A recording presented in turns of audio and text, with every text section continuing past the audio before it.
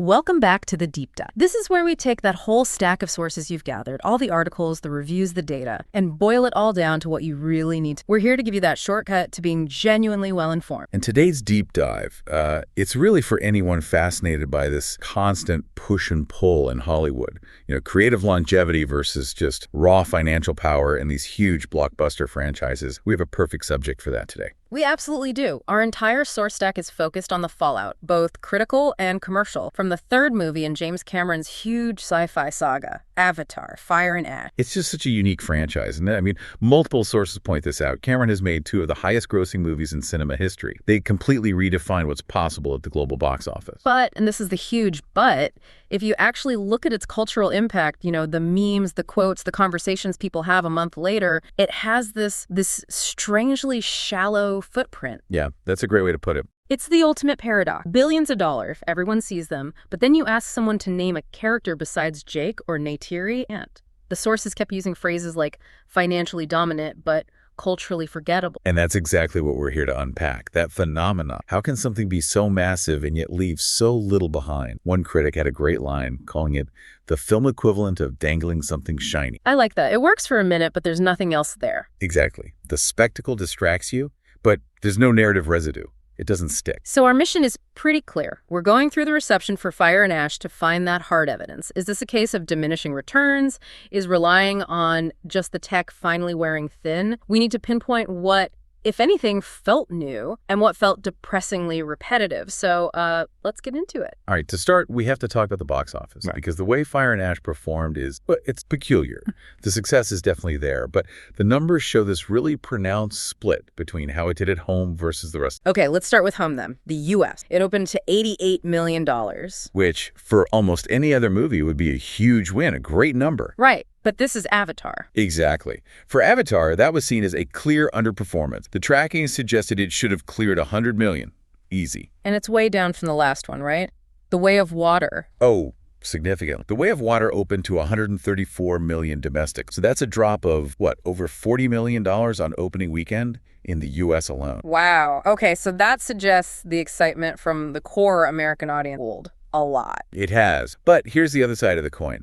That domestic cooling was just completely canceled out by its strength overseas. The global opening for Fire and Ash was $345 million. 3 hour recording. Worldwide, which made it the second best global opening of 2025. The only thing to beat it was Zootopia. So this brings us to a point the sources kept making. These movies aren't really made for us anymore, are they? Financially, no. They're structured to succeed. No matter what the U.S. critics or even the U.S. box office says, the real money, the profitability, it's all overseas. And we're talking specifically about markets in Asia and Latin America. That's the engine. And it's interesting because, you know, hard sci-fi can be a tough sell in some of those territories. The stories can be complex. They don't have the same cultural touchstones. But Avatar's spectacle just cuts through all that. It completely transcends it. The visual language is universal, and the themes, you know, the anti-colonial stuff, it's very straightforward. Yeah. Reviewers compared it to other franchises that follow the same pattern. Like what? Think about the later Pirates of the Caribbean or most of the Michael Bay Transformers films. Oh, yeah. They got destroyed by critics here. Torn apart. But they made a ton of money overseas, especially in China. And that guaranteed they'd just keep making more, even if U.S. audiences were completely fatigued. So if the money is safe globally, why should James Cameron or the studio even care if U.S. critics are getting tired of it? I mean, is there any actual risk here?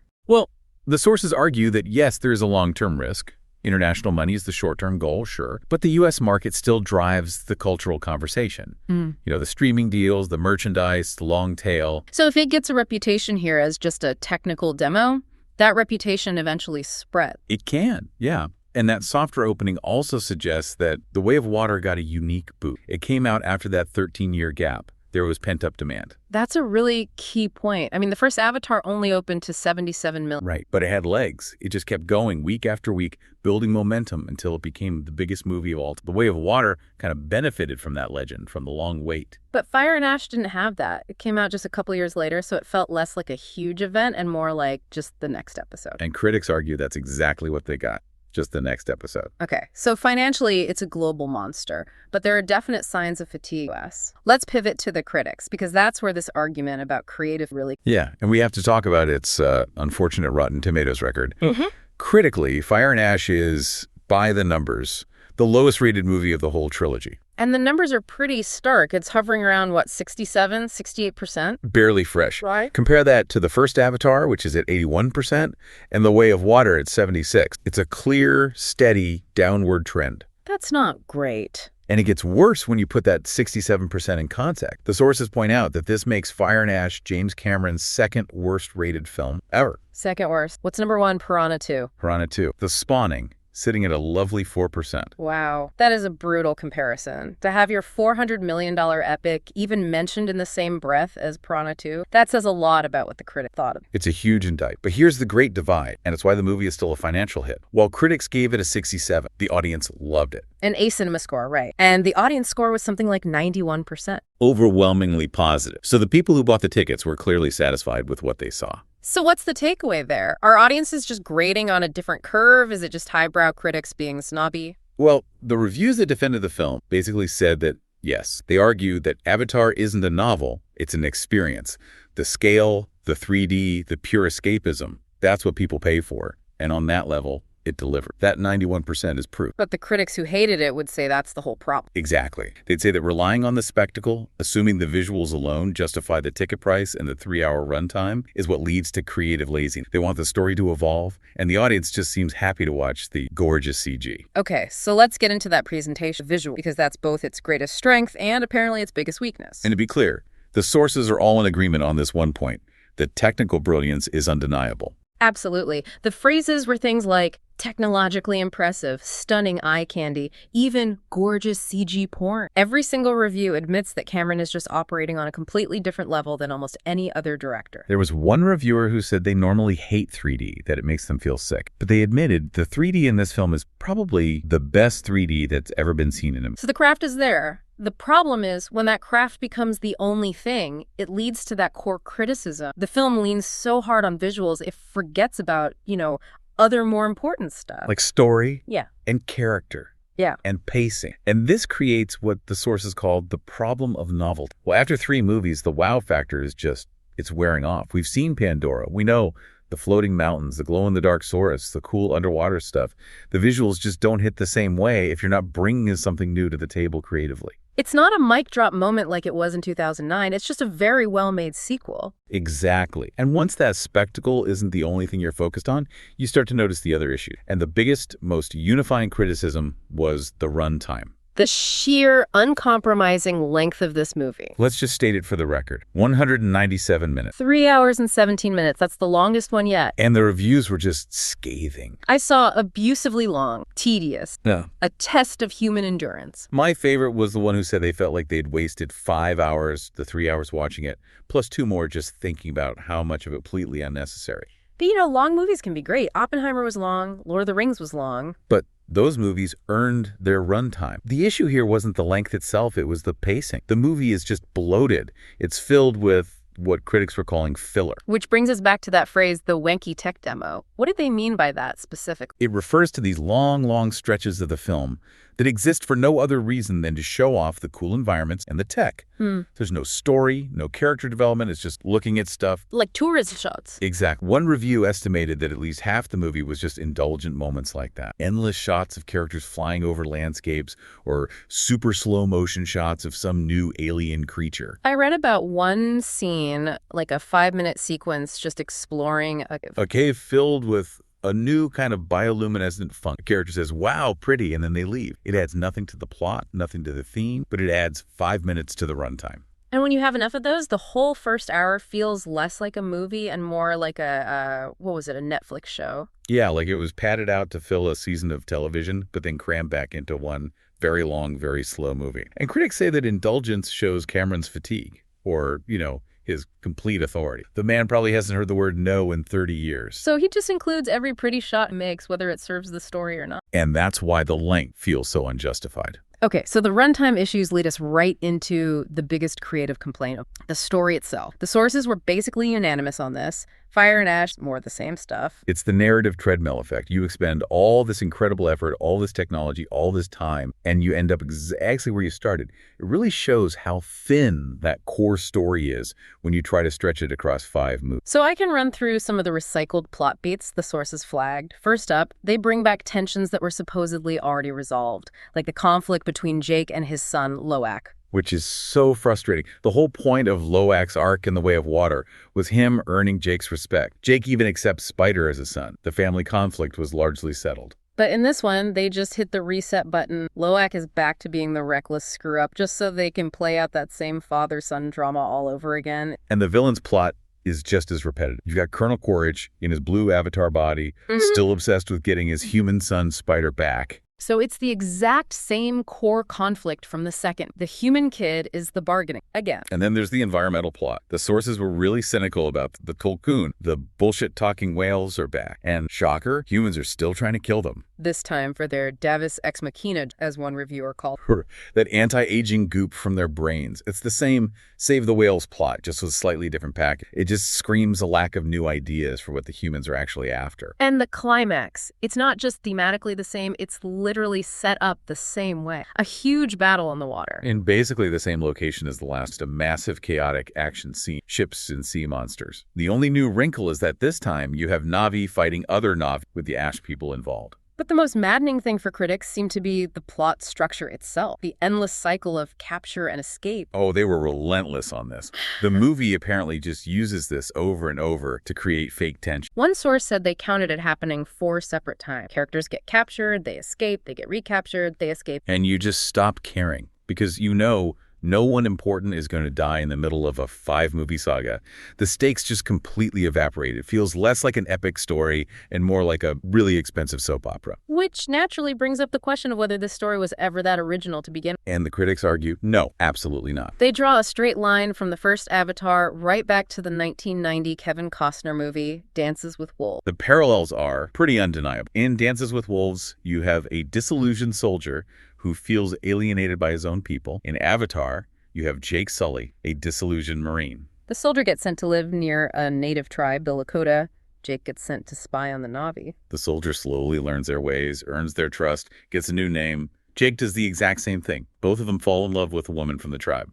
And in the end, both of them fight against the evil soldiers from their own side to protect their... It's the same story. It's the same story, just reskinned as a sci-fi epic. And when your foundation is that borrowed, the lack of new ideas in the third movie becomes really, really obvious. And it's not just repetition, it's also just careless in the script. The sources pointed out a lot of plot holes and convenience. Yeah, things that just pull you out of the movie.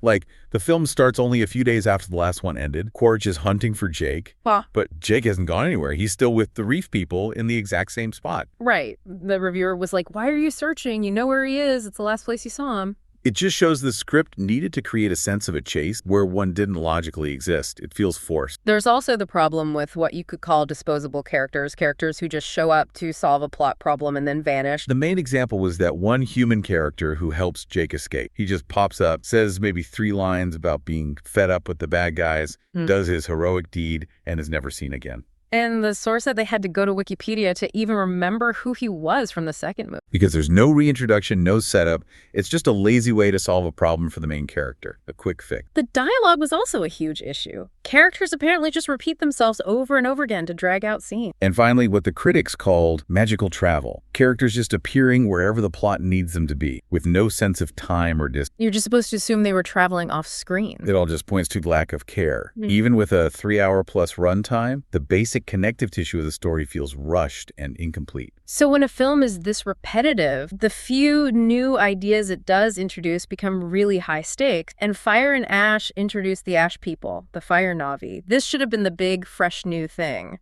And initially, the reviewers were really excited about them. They were billed as something different, something new that the franchise desperately needed. And the concept is great. A group of Na'vi who one reviewer called the assholes. I saw that, yeah.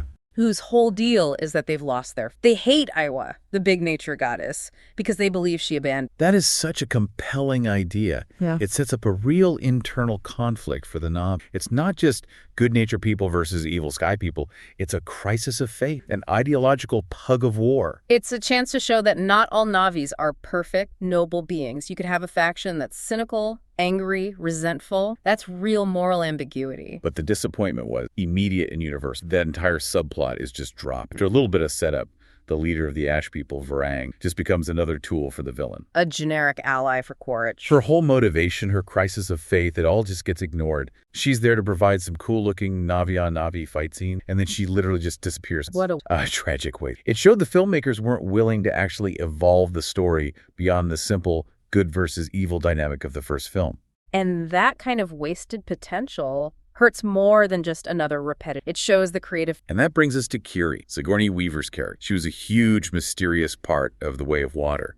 Her connection to Eywa, her weird conception. It was the big hook for the next movie. And Fire and Ash promised answers, but did it deliver?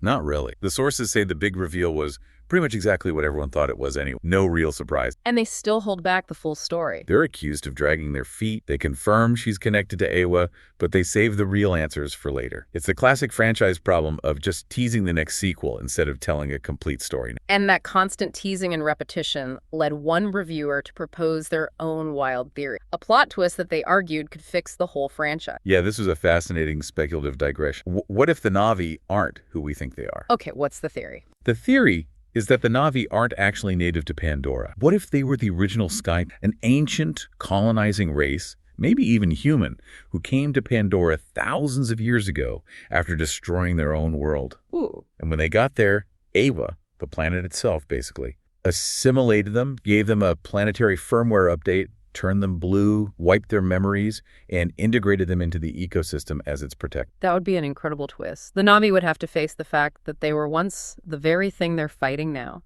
It creates instant complexity. It's not black and white anymore. The stakes become so much more personal and tragic. But instead of a huge idea like that, we just got more of the same humans are bad story we've already seen twice. Okay, so despite all of this, all the repetition, the sources did agree on one storyline that actually worked. The one part that was the least phoned in, and that was the conflict around Spider. Right. This was the one plot that felt messy and complicated. In a good way. The big hook is that Spider, the human boy, miraculously develops the ability to breathe Pandora's air without a mask. Like a biological adaptation. A firmware up is that one source. And this miracle immediately becomes a massive threat, because if the humans can figure out how he did it, how to replicate it, then they don't need avatars anymore. They can just colonize Pandora. Game over. The Na'vi are, to use a reviewer's term, screwed. And this forces Jake and Neytiri into a really dark, difficult position. They actually have to consider killing their adopted son to protect their entire... And that drama was effective. It had no easy answers. Neytiri, in particular, who already hates humans, is just torn apart by it. This is her family, but he's also a threat. The sources said this was the one place the writers were really trying. But of course, being part of a larger saga, it doesn't get resolved. It ends with no resolution. The humans are beaten back for now, but they're absolutely going to keep trying to get Spider back. So the big question is movie number 4 just going to be another round of capturing and recapturing Spider? It seems like it's setting that up. Now, there's one more critique we have to touch on before we get to Cameron himself. It's a more sensitive point about the film's messaging and its cast. The anti-colonial themes are still there, obviously, very on the nose. But one source pointed out something strange about the human villain. Yeah, they observed that all the bad guys, the brutal soldiers, the cruel whale hunters, the evil corporate type, were represented by, well, almost entirely one ethnic, and they made it clear they weren't making an accusation, just an observation. They found it strange because in a modern blockbuster, you usually see more diversity, even among the villains. It just reflects the real world. Right.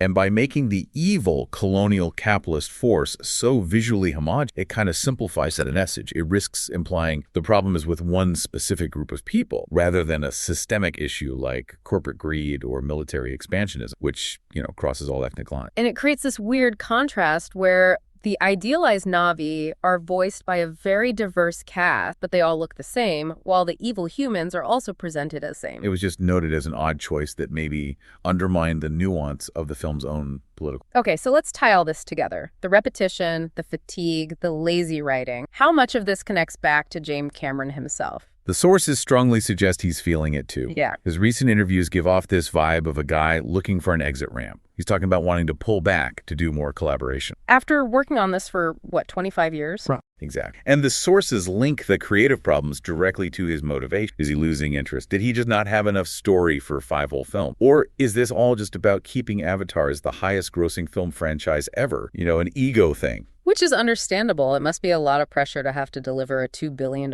hit every single time. And he's already given himself an out. He said in the past that Fire and Ash was designed to be a good stopping place narratively if it didn't do well financially. And even though it did well, the critics are basically telling him he should take that exit ramp anyway, that the story isn't getting any better and U.S. interest is starting to wane. One source basically said if James Cameron can't walk away from a franchise, then no one can. And maybe the best thing for the creative health of Avatar is for him to finally step away before everyone gets tired of it completely. So this has been a really deep dive into Avatar, Fire, and Ash. I think the big takeaway is this sharp contradiction. On one hand, it delivered that incredible spectacle. The global audience loved it, hence that huge $345 million opening. But that success came at a huge creative cost. The critical consensus is that the franchise is suffering from serious creative fatigue. The runtime was indulgent, the pacing was a mess, and it recycled almost every major plot point from the first 2 movies. The story just going around in circles, and the most promising new ideas like the Ash people they were reduced to simple plot devices to set up another act instead of deepening. The lesson for you, the learner,